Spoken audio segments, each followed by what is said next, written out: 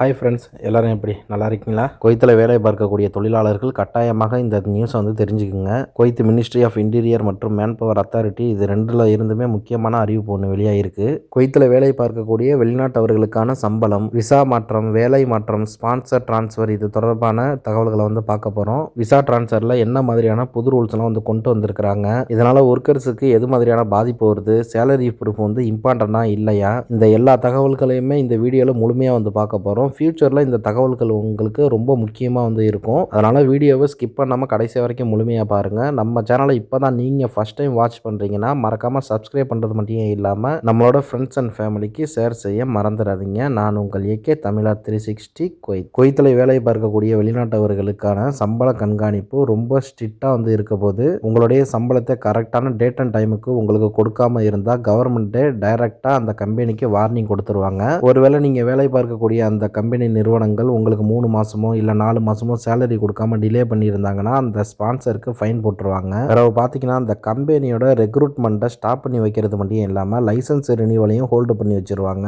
கம்பெனியில் வேலை பார்க்கக்கூடிய தொழிலாளர்கள் கம்ப்ளைண்ட் பண்ணின உடனேயுமே சிஸ்டம் ஆட்டோமேட்டிக்காக டிடெக்ட் பண்ணிடும். தொழிலாளர்களோட சம்பள ஸ்டேட்மெண்ட்டை கம்பெனி என்ன பண்ணணும்னா பப்ளிக் அத்தாரிட்டி ஆஃப் மேன் பவரில் சப்மிட் பண்ணணும். ஒருவேளை பொய்யான சம்பள டிரான்ஸ்ஃபரை கண்டுபிடிச்சிட்டாங்கன்னா குவைத்தில் மிகப்பெரிய பிரச்சனை அந்த கம்பெனிக்கு தான் வரும். அதாவது பார்த்தீங்கன்னா நீங்கள் வேலை பார்க்கக்கூடிய கம்பெனியில் உங்களுடைய சேலரி 200 கேடின்னு சொல்லி விசா கொடுத்துட்டு உங்களுடைய பேங்க் அக்கௌண்ட்டுக்கு 200 கேடி ட்ரான்ஸ்ஃபர் பண்ணிவிடுவாங்க. ஒர்க்குக்கு எடுத்த பிறகு ஸ்பான்சர் அந்த 200 கேடியை திருப்பி கொடுக்க சொல்லிடுவாங்க. இதுதான் ஃபேக் சேலரி சிஸ்டம்னு சொல்லப்படுது. இது மாதிரியான ஃபேக்கான டிரான்ஸ்ஃபரை கண்டுபிடிச்சிட்டாங்கன்னா ஸ்பான்சருக்கு ஃபைன் போடுறது மட்டும் இல்லாமல் அவருடைய விசாவையும் பிளாக் பண்ணுறதுக்கு அதிகமான வாய்ப்புகள் இருக்குது. அது மட்டும் இல்லாமல் அந்த கம்பெனி பிளாக் லிஸ்ட்டில் போயிடும். அந்த கம்பெனி பிளாக் லிஸ்ட்டில் போன உடனே அங்கே வேலை பார்க்கக்கூடிய தொழிலாளர்களுக்கு புதுசாக டிரான்ஸ்ஃபர் பர்மிஷன் கொடுத்துருவாங்க. சம்பள விஷயத்தை பொறுத்த வரைக்கும் குவைத்தில் ரொம்ப ஸ்ட்ரிக்டாக இருப்பாங்க.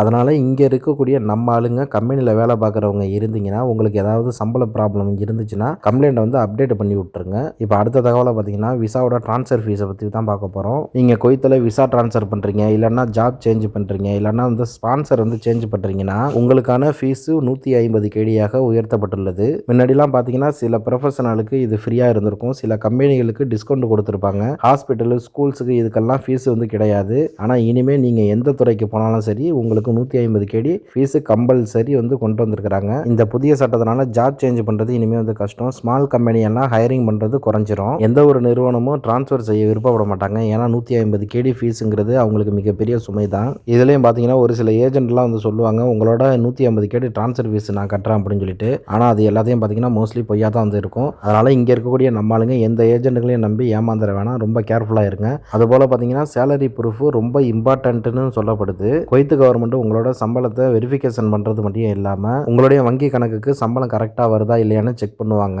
பிறகு ஒர்க்கர்ஸுகளோட கம்ப்ளைண்ட் ஹிஸ்ட்ரி, அதுக்கப்புறம் ஓவர் டைம் ப்ராப்பராக கொடுக்குறாங்களா இல்லையா, மினிமம் சேலரி ரூல்ஸ் ஃபாலோ பண்ணுறாங்களா இல்லையா அப்படிங்கிறதெல்லாம் செக் பண்ணுவாங்க. இதுலேயும் பார்த்தீங்கன்னா ஒரு சில விசாலெல்லாம் 250 கேடி சம்பளம்னு சொல்லிட்டு இங்கே ஆள் வந்த பிற்பாடு 150 கேடி தான் சம்பளம் கொடுப்பாங்க. இது போன்று ஃப்ராடு பண்ணக்கூடிய ஸ்பான்சர்களை குவைத் கவர்மெண்ட் கண்டுபிடிச்சிட்டாங்கன்னா அவங்களுக்கு தண்டனை கொடுக்கிறது மட்டும் இல்லாமல் அவங்களுக்கு ஹெவியாக ஃபைன் போடவும் செஞ்சிருவாங்க. ஆக என்னடா இந்த மாதிரியான விசால நம்ம ஏமாந்துடுமே அப்படின்னு சொல்லிட்டு வருத்தப்பட வேணாம். சப்போஸ் இது மாதிரியான விசாக்களில் நீங்கள் ஏமாந்துருந்தீங்கன்னா குவைத் கவர்மெண்ட்டே உங்களுக்கு ஜாப் சேஞ்சும் பண்ணி கொடுத்துரும். அதனால் எதையும் நினச்சி பயப்பட வேணாம். ஏன்னு கேட்டிங்கன்னா குவைத்தில் தொழிலாளர்களுக்கான சட்ட திட்டங்கள் ரொம்ப கடுமையாக இருக்குது. இதனால் இங்கே இருக்கக்கூடிய தொழிலாளர்கள் ஏமாற்றப்பட்ட சூழ்நிலை இருந்தாங்கன்னா அவங்க டைரெக்டாகவே கம்ப்ளைண்ட்லாம் ஆன்லைனில் பண்ணிக்கலாம். தொழிலாளர்கள் கம்ப்ளைண்ட் பண்ண அடுத்த 72 மணி நேரத்துக்குள்ள மினிஸ்ட்ரி ஆஃப் மேன் பவர் அந்த கம்ப்ளைண்ட்டை செக் பண்ணி அதுக்குண்டான தக்க நடவடிக்கையும் எடுக்க செய்வாங்க. இந்த புதிய சட்டம் கொண்டு வந்ததுனால சேலரி ஃப்ராடு குறையிறது மட்டும் இல்லாமல் ஒர்க்கர்ஸ் ரொம்ப சேஃப்டியாக இருக்கலாம்னு சொல்லப்படுது. ஃபேக்கான கம்பெனி எல்லாம் இனிமேல் க்ளோஸ் பண்ணிடுவாங்க. உண்மையாக வேலை பார்க்கக்கூடிய தொழிலாளர்களுக்கான நீதி கிடைக்கணும்னு சொல்லப்படுது. ஃபியூச்சரில் இன்னும் என்ன மாதிரியான ரூல்ஸ் எல்லாம் வரும் அப்படின்னு பார்த்தீங்கன்னா விசா டிரான்ஸ்ஃபர் ஃபீஸ் இன்னும் அதிகரிக்கலாம். கம்மியான சம்பளம் கொடுக்குற வேலைகளுக்கு புதிய கட்டுப்பாடுகள் வரலாம். வயது வரம்பு விதிகள் கடுமையாக்கப்படலாம். கம்பெனி இன்ஸ்பெக்ஷன் ரொம்ப அதிகமாக இருக்கணும்னு சொல்லப்படுது. குவைத்தில் இருக்கக்கூடிய அரசு நிறுவனங்கள் அதிகமாக நேரில் சென்று சோதிக்கிறது தான் கம்பெனி இன்ஸ்பெக்ஷன் சொல்லப்படுது. இதனால குவைத்தில் வேலை பார்க்கக்கூடிய நம்ம ஆளுங்க document, salary, biometric, contract slip இது எல்லாத்தையுமே கவனமாக வச்சிருங்க. இந்த வீடியோக்களில் நான் முக்கியமான தகவல்களை உங்கள் கிட்ட கொண்டு சேர்த்துருக்கேங்கிறத நம்புகிறேன். மேலும் இது போன்ற தகவல்களை உங்கள் கிட்ட கொண்டு சேர்க்கக்கூடிய எண்ணெயை சப்ஸ்கிரைப் பண்ண மறந்துடாதீங்க.